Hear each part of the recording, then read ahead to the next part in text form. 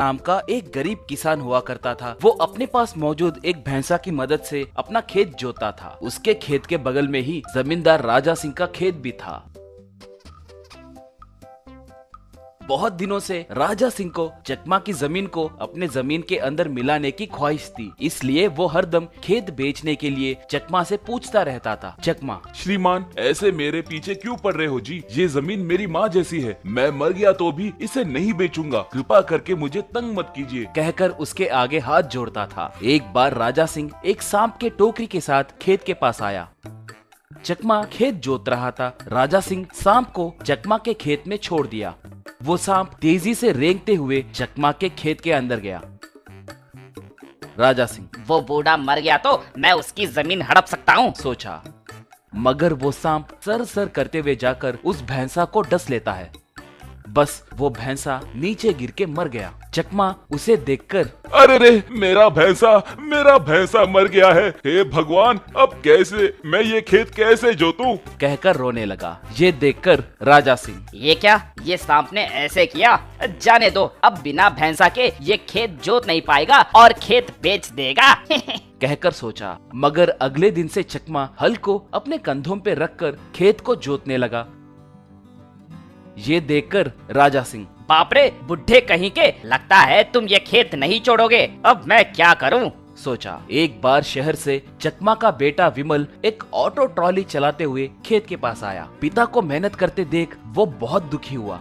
वहाँ मौजूद राजा सिंह उन्हें देख रहा था। पिताजी, इस उम्र में इतनी मेहनत करने की क्या जरूरत है? मैं शहर में ये ऑटो ट्रॉली चलाते हुए पैसे कमा रहा हूँ ना, मेरे साथ आने के लिए बोले तो आप क्यों नहीं आते? कहा राजा सिंह। हाँ, ऐसे पूछो बेटा, इस उम्र में इतनी मेहनत करने की जरूरत क्या है? खेत मुझे बेचने कहे तो नहीं बेच रहे हैं, कम से कम तुम तो समझाओ बेटा, कहा चकमा तब। बेटा विमल, ये जमीन नहीं रही तो मैं जिंदा नहीं रहूंगा। यहाँ की बातें तुम्हें नहीं पता। ये राजा सिंह इस खेत को हड़पने के लिए देख रहा है। मुझे शक है कि इस खेत में सांप को इसी ने छोड़ा है, इसके वजह से ही हमारा भैंसा मर गया है, कहा राजा सिंह तब। ए बुढ़ाओ, अब यही लास्ट वार्निंग है। हाँ, मैंने ही उस सांप को छोड़ा है। तुम मरोगे सोचे तो वो भैंस मर गया। शराफत से ये खेत मुझे दे दो। वैसे बूढ़े हो गए हो, तुम्हारे कंधे पे और कितने दिन खेत जोतोगे मैं भी देखता हूँ, कहा। विमल को पूरी बात समझ आ गया। वो, ए राजा सिंह, इतने दिनों से तुम मेरे पिताजी को सता रहे हो कहकर मुझे पता नहीं था।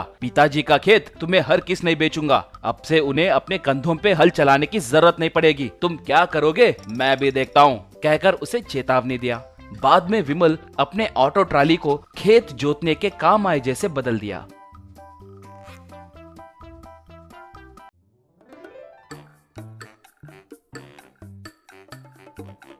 उसे देखकर चकमा आश्चर्य में पड़ गया। वो लोग उसे चलाते हुए गांव में जाने लगे तो लोग आश्चर्य होकर वो ऑटो ट्रॉली खेत के पास आकर रुकी। गांव वाले भी वहां पर पहुंचे। वो सब आश्चर्य होकर उन्हें देखने लगे। चकमा और विमल मिलकर उस ऑटो ट्रॉली की मदद से खेत जोतने लगे। ये देखकर लोग खुशी से तालियां मारने लगे। ये सब देखकर राजा सिंह दंग हो गया।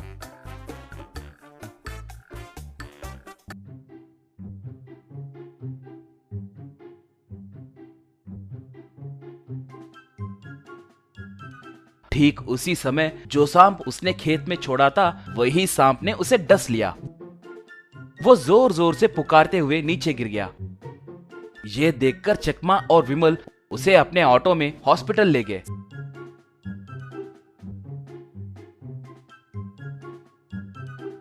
सही समय पे इलाज करवाने के वजह से उसकी जान बची। राजा सिंह को अपनी गलती का एहसास हुआ और वो उन दोनों से माफी मांगकर उन्हें नमस्कार किया।